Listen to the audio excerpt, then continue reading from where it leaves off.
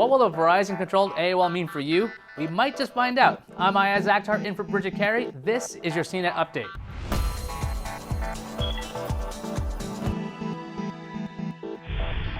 Verizon announced its intention to buy AOL for $50 per share in an all-cash deal that totals up to $4.4 billion.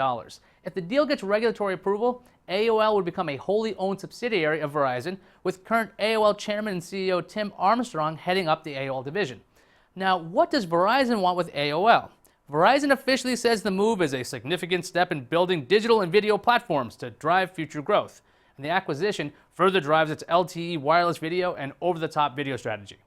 Add to that, Verizon specifically mentioned that AOL is a leader in the digital content and advertising platform space.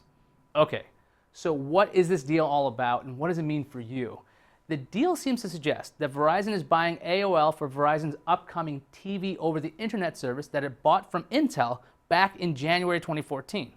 AOL's advertising expertise could mean that Verizon would make more money on advertising for that service and not be as reliant on subscription fees.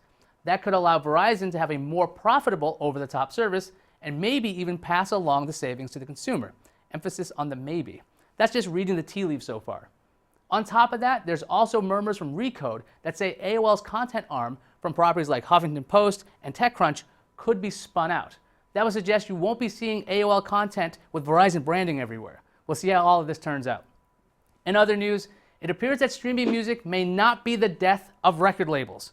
Warner Music Group announced that it made more money streaming music than it did from selling downloads in the last quarter.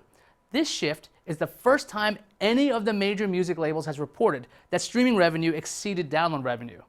The music industry has been at odds with streaming services as to what is a proper business model. Free, but with ad support, or subscription only?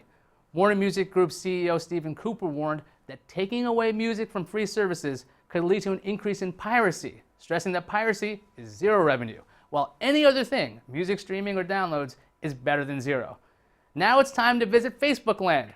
The Next Web reports that Facebook is working on a new way to make buying and selling items easier between Facebook users.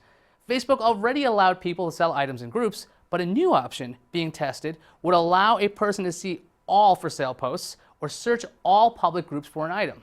The search would also include a drop-down menu that would limit your search to a particular category, like books, cameras, or event tickets.